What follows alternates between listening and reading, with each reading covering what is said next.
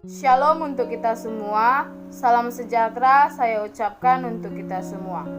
Bapak dosen dan teman-teman yang saya sayangi, izinkan saya memperkenalkan diri terlebih dahulu. Nama saya Vienta Putri Silaban, NPM 200910196, kelas F, semester 3, mata kuliah strategi belajar mengajar, dosen pengampu Bapak Sumarlin Mangandar Marianus, SSI, MPD, Fakultas Keguruan dan Ilmu Pendidikan, Universitas Katolik Santo Thomas Medan. Di video kali ini saya akan membawakan topik yang berjudul motivasi belajar. Topik pembahasannya yang pertama pengertian motivasi belajar, yang kedua jenis-jenis motivasi belajar, yang ketiga faktor-faktor yang mempengaruhi motivasi belajar, yang keempat cara atau taktik pemberian motivasi belajar, yang kelima cara mengatasi ketidakberdayaan motivasi belajar. Yang pertama pengertian motivasi belajar. Kata motivasi diambil dari bahasa Latin yaitu movere, yang artinya dorongan dari diri sendiri untuk mencapai sesuatu yang dikehendaki. Motivasi belajar siswa artinya dorongan dari diri siswa untuk mencapai tujuan belajar, misalnya pemahaman materi atau pengembangan belajar. Dengan adanya motivasi, siswa akan senantiasa semangat untuk terus belajar tanpa ada paksaan dari pihak manapun. Yang kedua, jenis-jenis motivasi belajar. Motivasi belajar siswa dibagi menjadi dua, yaitu sebagai berikut. Yang pertama, motivasi belajar intrinsik. Motivasi intrinsik adalah motivasi yang berasal dari siswa sendiri untuk belajar. Motivasi ini dipengaruhi oleh keinginan siswa untuk mencapai suatu tujuan.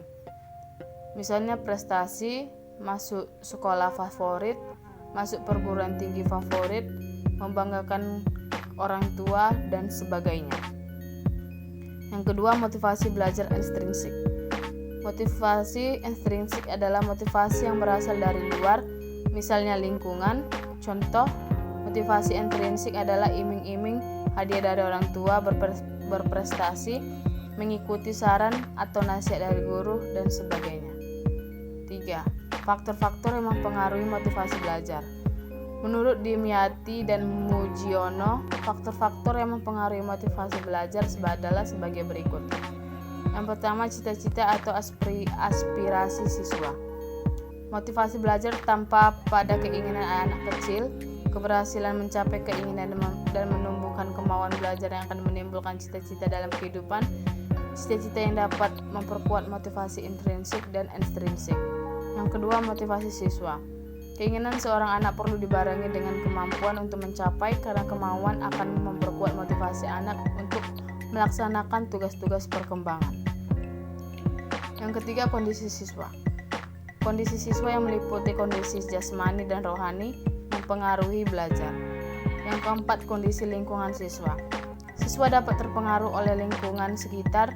Oleh karena itu, kondisi lingkungan sekolah yang sehat, kerukunan yang ketertiban, pergaulan perlu dipertinggi mutunya agar semangat dan motivasi belajar siswa mudah diperkuat.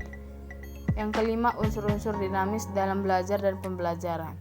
Siswa memiliki perasaan, perhatian, kemauan, ingatan, dan pikiran yang mengalami perubahan berkat pengalaman hidup. Dimyati dan Mujiono pada tahun 2002. 4. Cara teknik pemberian motivasi belajar. Yang pertama, menggunakan metode pembelajaran yang tepat dan beragam. Yang kedua, menjadikan siswa sebagai peserta didik yang aktif. Yang ketiga, memanfaatkan media seoptimal mungkin. Yang ketiga, menciptakan kompetensi. Yang keempat, mengadakan evaluasi secara berkala. Yang kelima, sampaikan motivasi secara langsung. Yang keenam, dermawan akan pujian. 5. Cara mengatasi ketidakberdayaan motivasi belajar. Kondisi kehidupan di era modern semakin kompleks. Proses modernisasi sampai saat ini masih tampak dimonopoli oleh masyarakat perkotaan atau urban community, terutama di kota-kota negara yang sedang berkembang, seperti halnya Indonesia. Modernisasi sebagai proses perubahan sosial tidak dapat dihindari oleh masyarakat maupun khususnya masyarakat perkotaan. Modernisasi memiliki dampak positif dan negatif. Dampak positifnya, masyarakat memiliki teknologi modern sehingga dapat mensejahterakan kehidupan manusia. Sementara dampak negatif dari modernisasi adalah dikarenakan perubahan yang tepat, maka tidak setiap orang dapat mengikuti perubahan sosial. Baiklah, demikian hasil video saya. Saya ucapkan sekian dan terima kasih. Unika Jaya, Unika Smart. Jangan lupa tekan tombol subscribe, like, dan komen. Sampai ketemu lagi. Bye-bye.